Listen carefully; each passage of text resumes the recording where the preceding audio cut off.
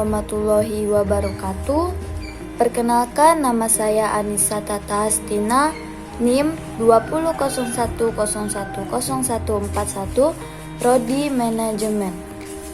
Di sini saya akan menjelaskan tentang persamaan dasar akuntansi. Konsep persamaan dasar akuntansi atau bisa disingkat dengan PDA adalah bahwa semua transaksi bisnis dapat dinyatakan sebagai perubahan unsur-unsur dalam sebuah persamaan matematika. Berawal dari konsep dasar seperti itu, maka kita bisa mendefinisikan persamaan dasar akuntansi sebagai berikut. Persamaan dasar akuntansi atau PDH adalah rumus persamaan yang menggambarkan hubungan antara harta, utang, dan modal dengan persamaan aktiva sama dengan pasiva atau aset sama dengan liabilitas atau kewajiban plus ekuitas atau modal. Lalu, apa fungsi dari persamaan dasar akuntansi? Persamaan dasar akuntansi berfungsi untuk mengetahui perubahan harta dan kekayaan suatu perusahaan akibat di setiap transaksi yang telah dilakukan.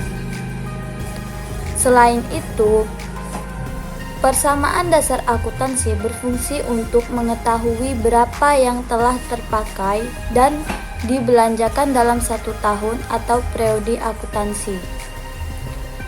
Jadi, fungsi persamaan dasar akuntansi dalam suatu perusahaan sangatlah penting karena persamaan dasar akuntansi ini sangat berguna untuk menghitung keuangan di dalam perusahaan tersebut, sehingga pengeluaran dan pemasukan perusahaan tersebut dapat tercatat dengan baik.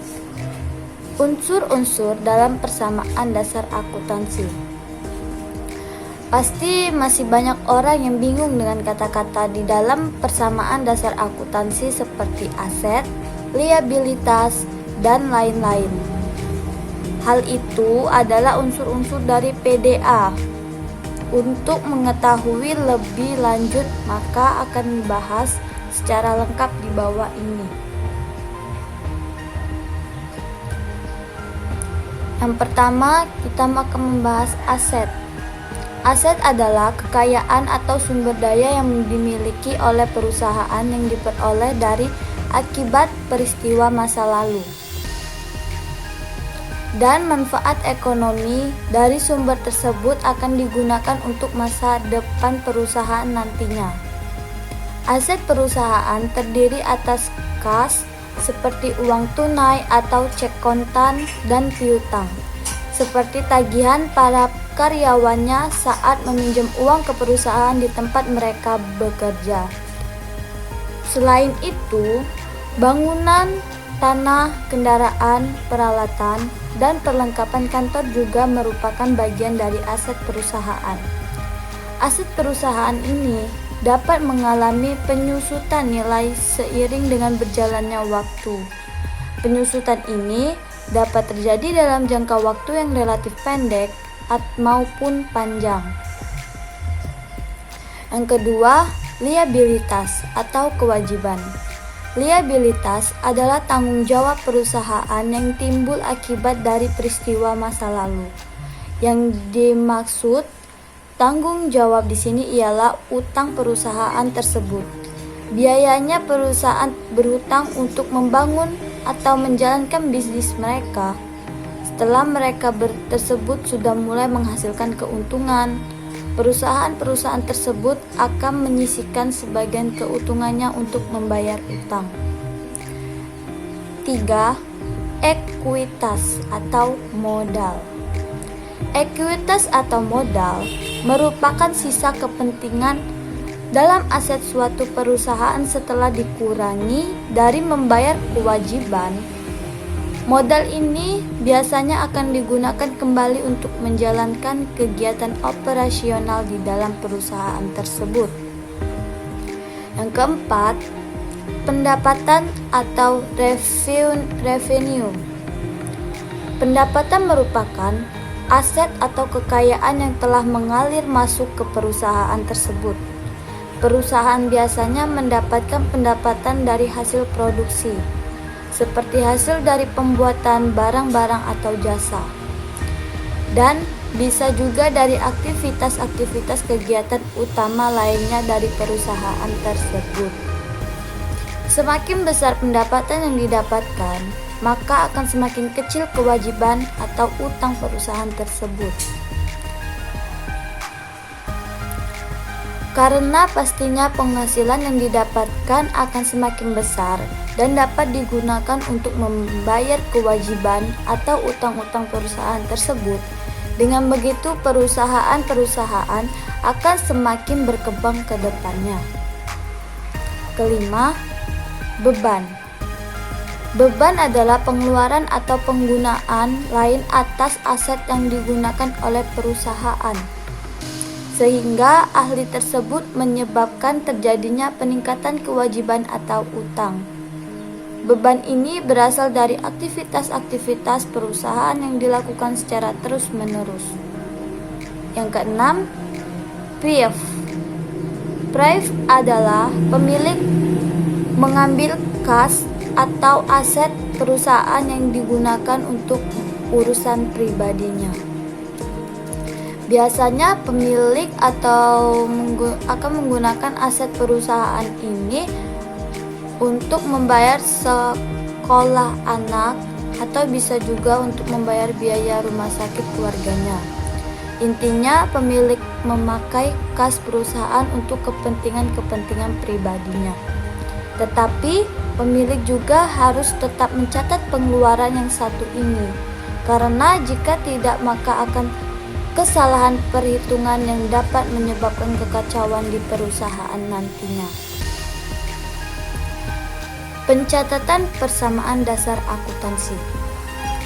Persamaan dasar akuntansi dicatat dalam sebuah tabel persamaan akuntansi. Tabel persamaan akuntansi ini adalah sebuah tabel yang digunakan untuk mencatat pengaruh atau perubahan dari setiap transaksi yang telah dilakukan terhadap unsur-unsur untuk menyusun laporan keuangan. Unsur dari laporan keuangan itu sendiri adalah harta, utang, modal, pendapatan, dan beban. Di bawah ini akan dijelaskan lebih lanjut isi dari tabel persamaan akuntansi. Yang pertama, kolom tanggal. Kolom tanggal diisi dengan sesuai dengan kapan terjadinya transaksi tersebut. Tanggal harus diisi secara urut sesuai dengan waktu terjadinya transaksi, agar tidak terjadi adanya salah perhitungan atau hal yang dapat merugikan perusahaan lainnya. Yang kedua, kolom aset atau harta. Kolom ini terbagi menjadi beberapa kolom seperti kolom kas, kolom perlengkapan, kolom peralatan, kolom penyusutan peralatan, dan kolom lainnya yang merupakan jenis harta lainnya sesuai dengan perusahaan terkait. Yang ketiga, kolom liabilitas. Kolom ini terdiri menjadi dua. Kolom pertama diisi dengan kolom utang, lalu kolom selanjutnya diisi dengan kolom modal. Yang keempat, kolom keterangan. Kolom ini hanya diisi apabila ada perubahan akibat dari transaksi yang dilakukan, seperti penambahan atau pengurangan saldo modal. Berikut ini contoh soal untuk persamaan dasar akuntansi. Pada tanggal 1 Januari 2013, Pak Solihin mendirikan sebuah jasa servis elektron yang diberi nama Likin Service. Untuk modal awalnya, Pak Solihin menyetorkan uang kas sebesar 5 juta. Berarti kita harus mencatat uang sebesar 5 juta tersebut ke kolom kas dan kolom modal.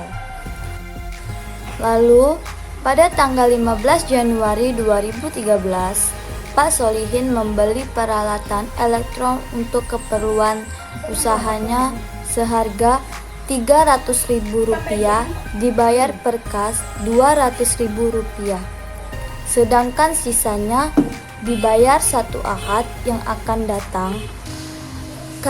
Karena pembelian ini dibayar cash dan kredit, maka kita harus mencatatnya dalam kolom kas berkurang Rp200.000, kolom peralatan bertambah Rp300.000, dan kolom hutang bertambah Rp100.000. Pada tanggal 20 diterima jasa servis televisi dan sound system sebesar Rp500.000. Berarti kita harus mencatatnya pada kolom kas dan kolom modal sebagai penerimaan pendapatan sebesar Rp500.000. Pada tanggal 30 Januari dibayar beban listrik sebesar Rp50.000. Pada soal keempat ini kita harus mencatatnya dalam kolom kas dan modal sebagai pembayaran beban dan berkurang sebesar Rp50.000.